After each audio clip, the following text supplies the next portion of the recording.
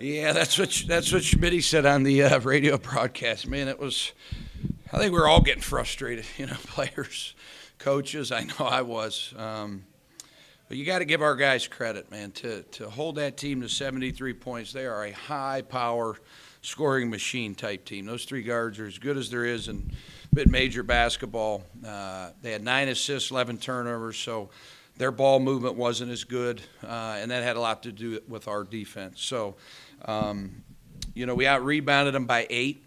That was another key. The winning formula for our team, and I put on the board every game now. It's called the winning formula, and it's real simple. It's like 5 keys to the game. And if you look at this stat sheet, we covered them all. It's amazing because I didn't think we played as good as we were capable of tonight. So that shows you the growth. That shows you the development of these young guys. And, Darius was obviously something special tonight. We just said in the huddle as coaches, everybody's saying some suggestions, and I don't know who said it, but let's just get them in pick and rolls. I believe it was Coach Slay. Let's just put them in the middle of the floor and let them get downhill and see what happens. But you can get to the free throw line 16 times as a freshman in front of 5,000, go get 37, and beat a really good team. That's why we recruited them to help us, turn this thing around and build something special. They got off to a quick start again. Was it maybe I don't know, Dana. I don't know. I don't know what it is, buddy. I'll be honest with you. I think you've asked me that same question like 3 times in a row, but I wish I could. I wish I didn't have to answer your question, but yeah, I don't know. I don't know if it's nerves with our young guys, and then in the last 30 seconds, I don't know what song they played, but I look over there and Jelani Simmons, he's over there dancing. There's like 20 seconds left. We're up 6. The game's not over.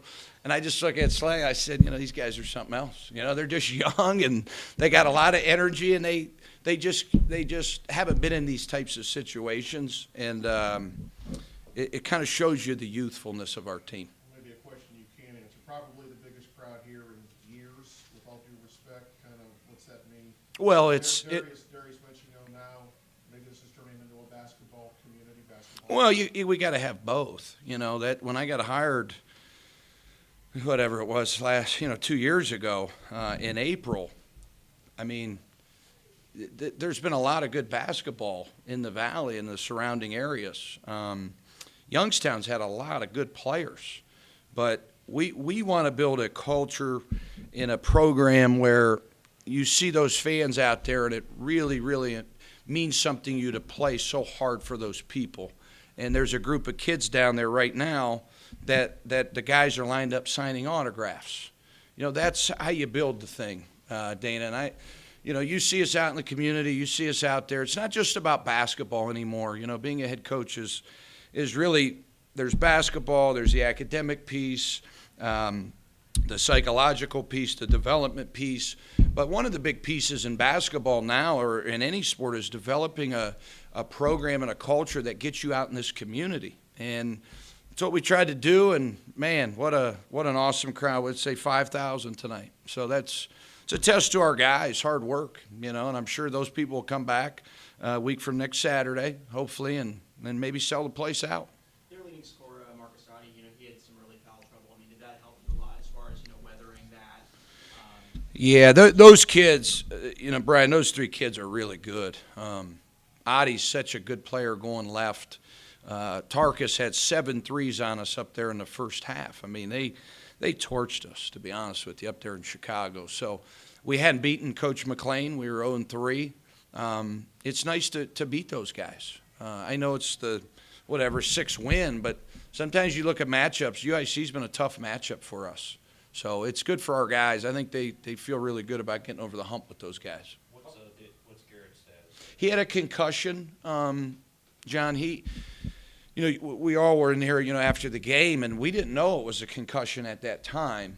And Todd ran the test, and immediately, probably about an hour after the game, said he had a concussion. So we prepared yesterday, and we knew Zumi was going to start.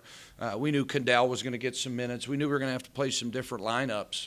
And the kids stepped up, and they kind of rallied around G. He didn't even really want to watch warm-ups tonight. He was so down and out about not being able to play. Probably because he knew there was going to be a really big crowd. But no, he just wants to win, man. And he'll be back Thursday if he passes all the things that he's got to do this week with Todd. How neat is it for you to see this team kind of grow up right in front of everybody's eyes? You know, you had the high to end the half, then the low to start, and then came right back up. That's not like many young teams to be able to bounce back like that in game. Yeah, I think it's just, the resiliency of this bunch. We recruited some tough kids from winning programs. I think sometimes when you recruit guys that are used to winning, they're going to win. And that's one of the big key ingredients we kind of look at. Darius was on the number 2 team in the state his senior year. If they didn't play Cincinnati Moeller in the regional, he's probably a state champ in Division I. So that's a young man that's used to winning. Same thing with Jelani. Same thing with Nas. He went to Lorraine. Same thing with G. Same thing with Devin. I think when you get a lot of guys that are used to winning, they're not getting flustered like we did in the beginning of the year. But I think that comes with the chemistry. And, unfortunately, with this job, we've never had any momentum the last 2 years in the non-conference.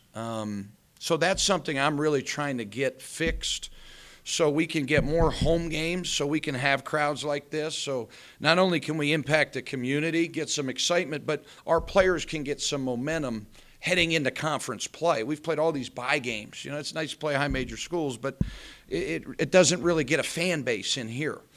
So we're going to do that tournament next year. We're going to have an MTE. We're going to have more home games so our kids can have some more momentum.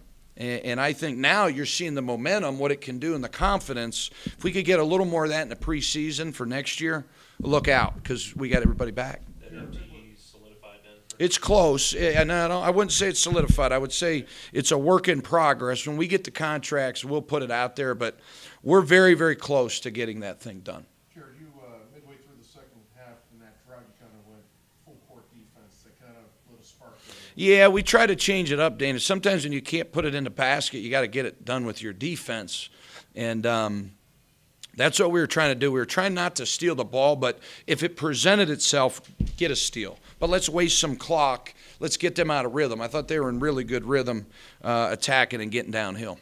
This one didn't come down to the buzzer. I thought it was there at the 4-minute mark when it was, 1 or 2, and sitting over there saying, man, here we go again. But we just made a few more plays than them, and I think UIC's dangerous. I think they'll be in the hunt to get an NCAA bid.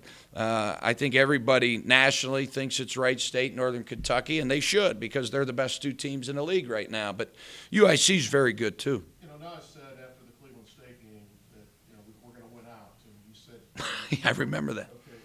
okay, so far so good. Yeah, what are we, 6-0? Yeah, 6-0 in the second half. Guy taught me at West Virginia. His name's Billy Hahn. When we got there, he said, the mind is a powerful tool. If you say something every day and you believe in that, it's going to happen. I've heard our guys say that quite a bit. When we got to West Virginia, Coach Hahn got everybody to say, we're going to the Final Four. Took us 3 years to get there, but we went to the Final Four. So sometimes the mind and the psychic of a guy, of a leader, maybe that's rubbing off on those guys. I think it is.